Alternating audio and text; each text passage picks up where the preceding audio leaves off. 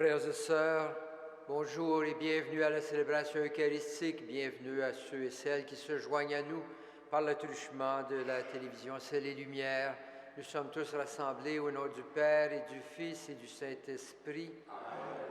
La grâce de Jésus notre Seigneur, l'amour de Dieu le Père et la communion de l'Esprit Saint soient toujours avec vous. Nous sommes dans la période de Pâques, à la lumière de Pâques, et nous continuons à réfléchir sur celui qui est ressuscité pour nous donner la vie. La liturgie d'aujourd'hui nous invite aussi à faire mémoire de Notre-Dame du Bon Conseil. Prions Marie sous ce vocable, Mère du Bon Conseil, Mère de celui qui a été par excellence la sagesse du monde. Au début de cette célébration, prenons un moment pour reconnaître nos fautes et demandons pardon pour nos péchés. Seigneur Jésus, né d'une femme Marie, tu es venu nous apporter la paix véritable. Prends pitié de nous. Prends pitié de nous. Ô Christ, Fils de Dieu, tu nous donnes l'Esprit et nous pouvons crier vers Dieu, Abba, prends pitié de nous. Prends pitié de nous. Seigneur, Sauveur du monde, tu fais de nous des héritiers de la miséricorde du Père. Prends pitié de nous. Prends pitié de nous. Que Dieu Tout-Puissant nous fasse miséricorde, qu'il nous pardonne nos péchés et nous conduise à la vie éternelle. Amen. Prions le Seigneur. Seigneur, tu sais combien les pensées des hommes sont faibles et incertaines. Par l'intercession de la Vierge Marie, en qui ton Fils s'est incarné, donne-nous ton esprit de conseil, qu'il nous apprenne à voir ce qui te plaît et nous dirige dans nos travaux. Par Jésus-Christ notre Seigneur, qui vit et règne avec toi, dans l'unité du Saint-Esprit pour les siècles des siècles. Amen.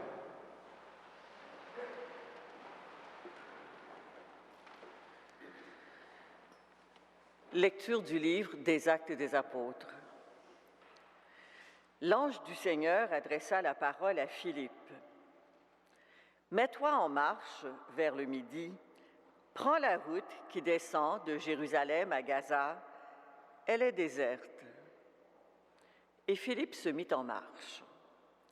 Or, un Éthiopien, un eunuque, haut fonctionnaire de Candace, reine d'Éthiopie, administrateur de tous ses trésors, était venu à Jérusalem pour adorer Dieu.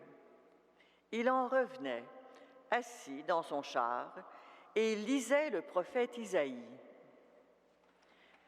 L'Esprit du Seigneur dit à Philippe, « Avance et rejoins ce char. » Philippe s'approcha en courant, et il entendit que l'homme lisait le prophète Isaïe. Alors il lui demanda, « Comprends-tu vraiment ce que tu lis ?» L'autre lui répondit, « Comment pourrais-je comprendre s'il n'y a personne pour me guider ?» Il invita donc Philippe à monter et à s'asseoir à côté de lui.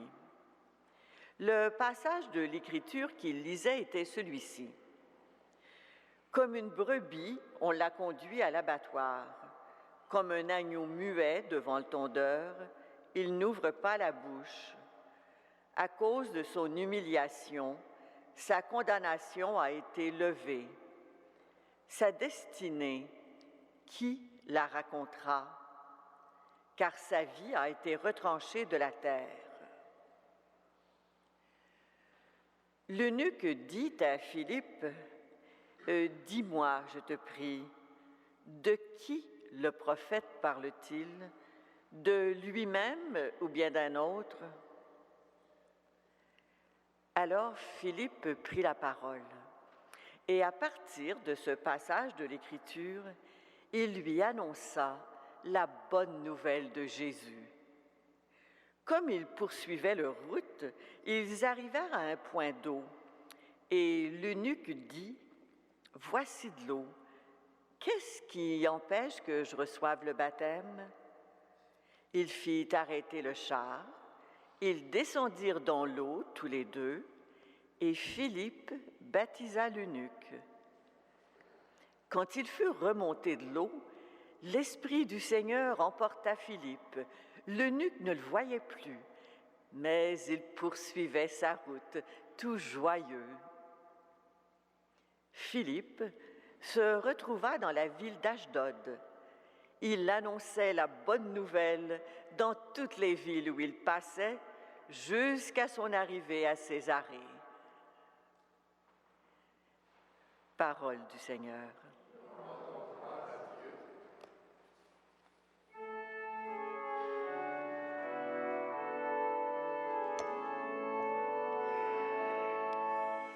Peuple, bénissez notre Dieu.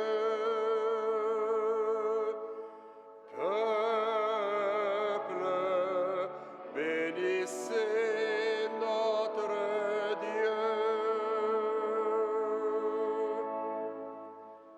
Peuple, bénissez notre Dieu.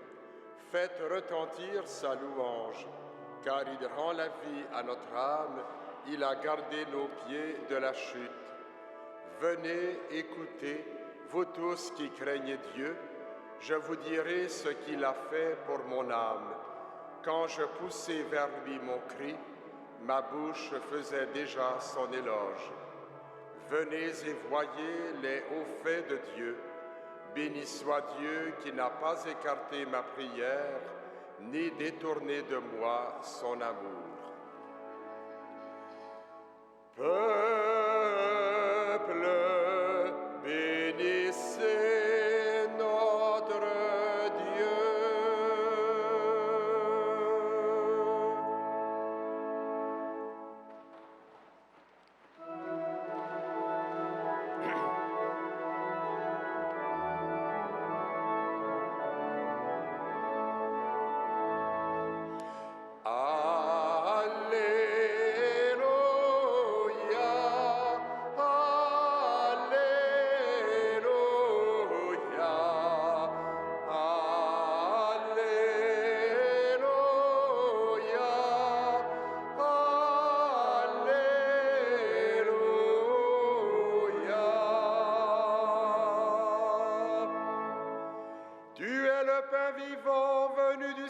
Seigneur Jésus, qui mange de ce pain vivra pour toujours.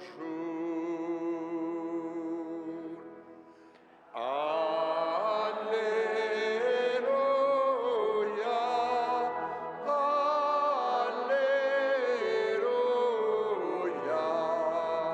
Alléluia,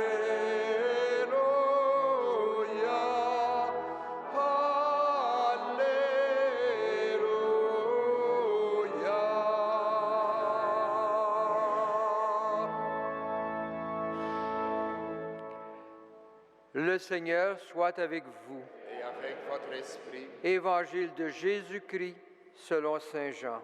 Gloire à toi, Seigneur. Après avoir multiplié les pains, Jésus disait à la foule des Juifs, « Personne ne peut venir à moi si le Père qui m'a envoyé ne l'attire vers moi, et moi je le ressusciterai au dernier jour. » Il est écrit dans les prophètes, ils seront instruits par Dieu lui-même.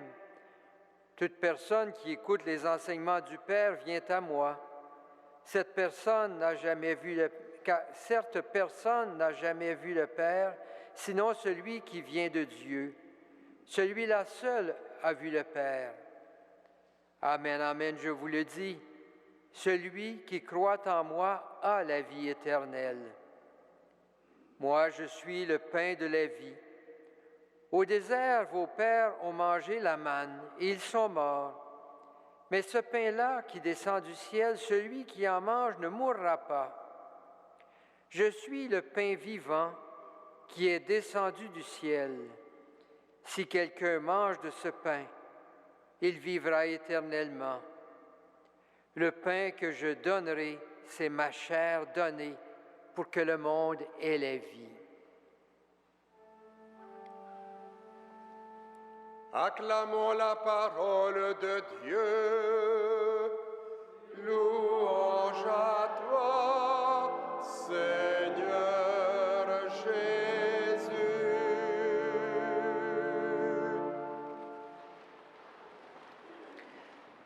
Frères et sœurs, nous reprenons ce matin le discours sur le pain de vie tel que présenté dans l'Évangile de Jean.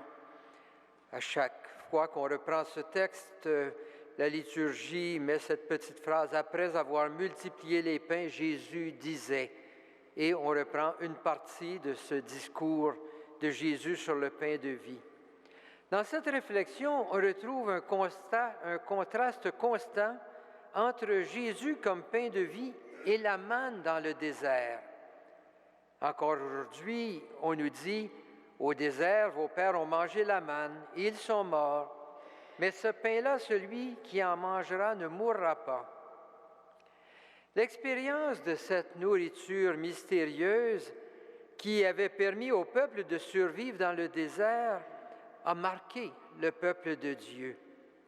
Le livre de l'Exode nous dit que le peuple était en colère contre Moïse qui les avait amenés dans le désert et là, la faim les rongeait et ils rêvaient de la nourriture qu'ils avaient en Égypte. Le texte dit clairement que cette nourriture est un don de Dieu. Mais ce don est une réponse pour un temps. Peut-être est-ce qu'on fait référence à une période de famine qui a surgi au moment où le peuple cheminait vers la terre promise. Elle permet au peuple d'avancer vers la terre promise. Pourtant, ce pain du ciel qui venait nourrir le peuple et lui permettre de poursuivre sa route est perçu comme un signe concret de l'amour de Dieu qui protège son peuple. Et dans les textes sacrés, on reprendra souvent ce thème, Dieu qui nourrit son peuple.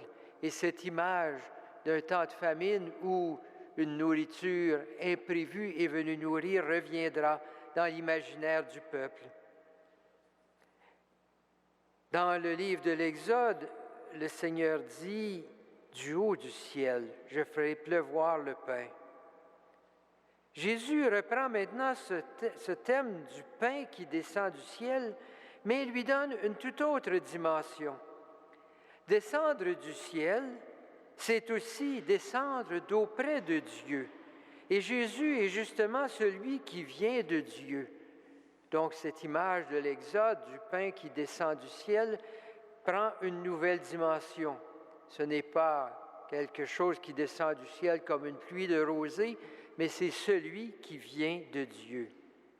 Humainement, on voit Jésus comme un homme qui vient de Nazareth, mais le regard de foi nous amène à un autre niveau. Jésus est celui qui vient d'auprès du Père. C'est le Père qui l'a envoyé. Donc l'image héritée de l'expérience de l'Exode prend un tout autre sens. Tout Juif fidèle se mettait à l'écoute de Dieu qui parle par les livres saints. Jésus invite maintenant ses interlocuteurs à voir que cette fidélité aux enseignements des Écritures amène à découvrir qu'il est venu du Père. C'est aussi l'expérience que fait l'eunuque dans la première lecture. Jésus répète ce message central. « Je suis le pain vivant ». Ce pain ouvre la porte à une vie tout autre, une vie qui donne une durée d'éternité à notre vie. Mais cette vie nouvelle n'est pas qu'une vie après la mort. Vous avez la vie en vous.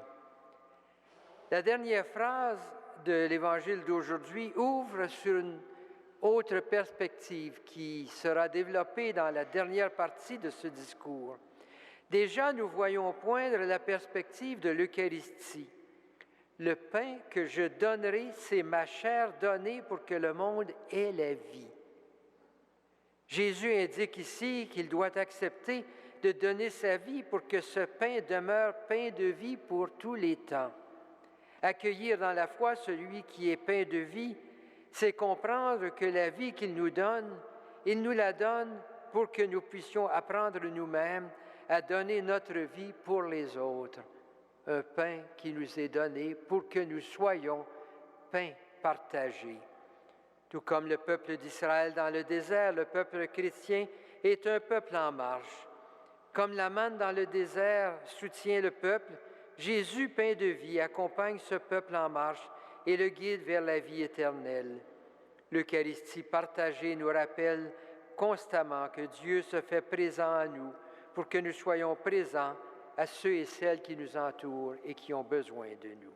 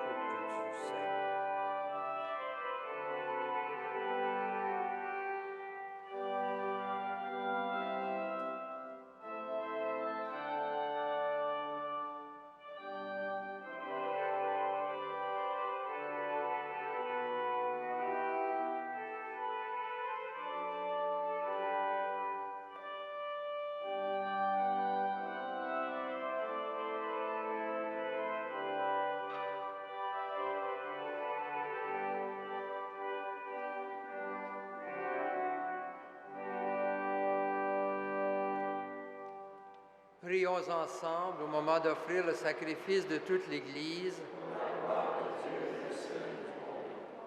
Seigneur notre Dieu, dans l'admirable échange du sacrifice eucharistique, tu nous fais participer à ta propre nature divine. Puisque nous avons la connaissance de ta vérité, accorde-nous de lui être fidèles par toute notre vie, par Jésus le Christ notre Seigneur. Le Seigneur soit avec vous. Élevons notre cœur. Rendons grâce au Seigneur notre Dieu.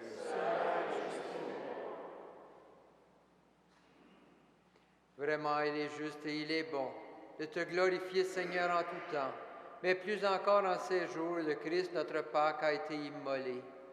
Lui qui ne cesse pas de s'offrir pour nous et qui reste éternellement notre défenseur auprès de toi. Immolé, il a vaincu la mort.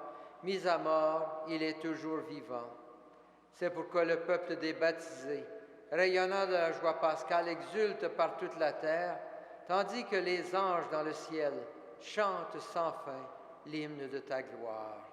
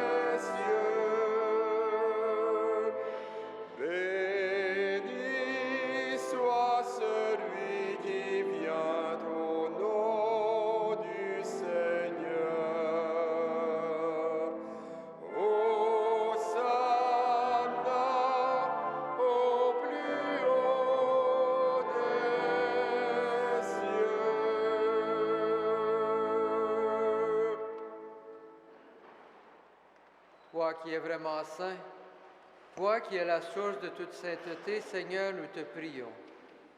Sanctifie ces offrandes en répandant sur elles ton esprit, qu'elles deviennent pour nous le corps et le sang de Jésus, le Christ notre Seigneur.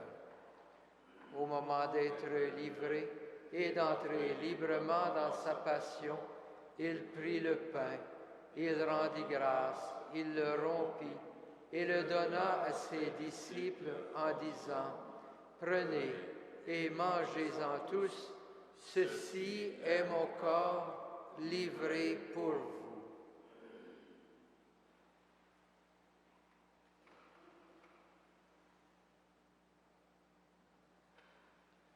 De même, à la fin du repas, il prit la coupe.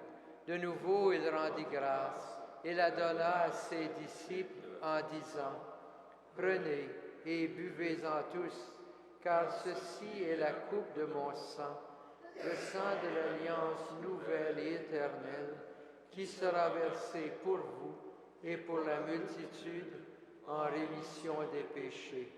Vous ferez cela en mémoire de moi. »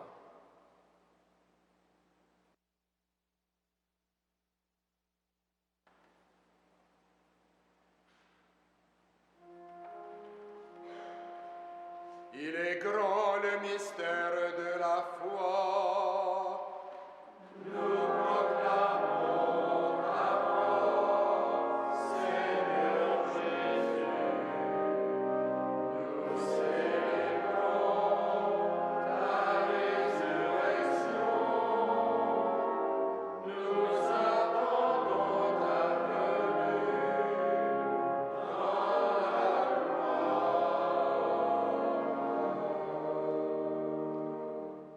Faisant ici mémoire de la mort et de la résurrection de ton Fils, nous t'offrons, Seigneur, le pain de la vie et la coupe du salut, et nous te rendons grâce, car tu nous as choisis pour servir en ta présence.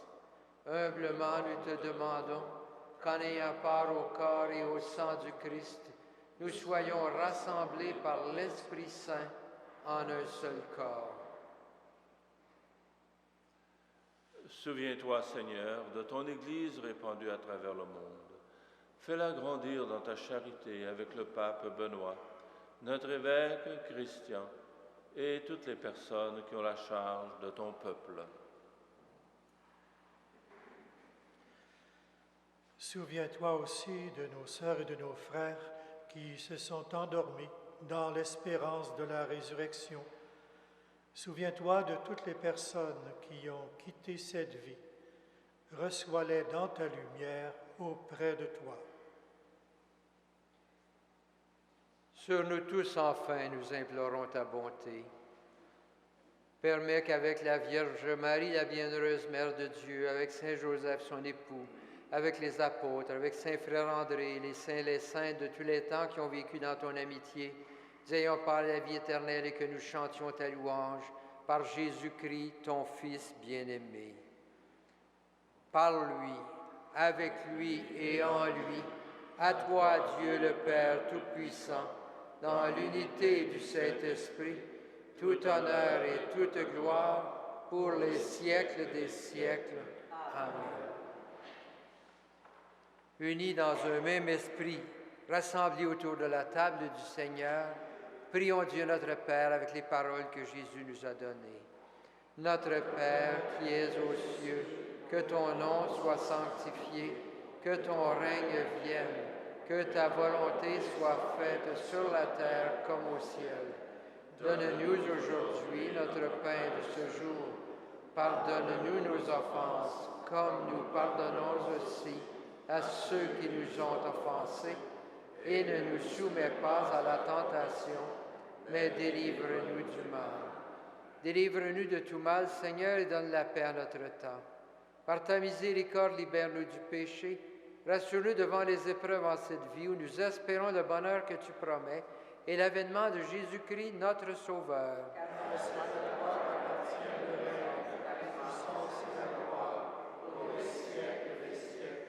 Seigneur Jésus-Christ, tu as dit à tes apôtres, je vous laisse la paix, je vous donne ma paix.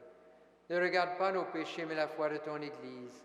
Pour que ta volonté s'accomplisse, donne-lui toujours cette paix et conduis-la vers l'unité parfaite, toi qui règnes pour les siècles des siècles. Amen. Que la paix du Seigneur soit toujours avec vous. Et avec votre esprit. Agneau de Dieu, qui enlève le péché du monde, prends pitié de nous. Agneau de Dieu qui enlève le péché du monde, prends pitié de nous. Agneau de Dieu qui enlève le péché du monde, donne-nous la paix.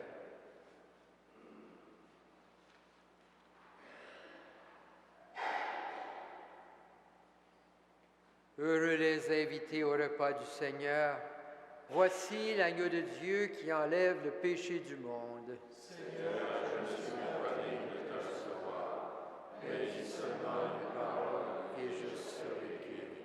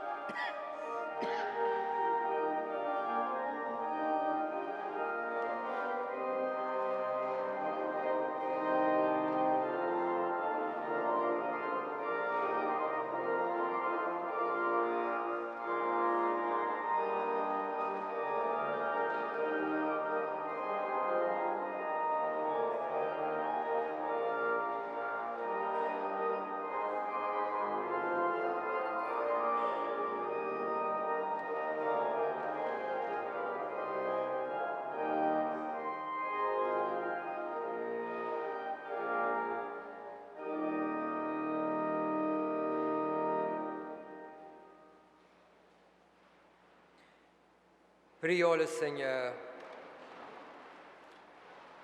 Dieu très bon, reste auprès de ton peuple, car sans toi, notre vie n'a plus le même sens.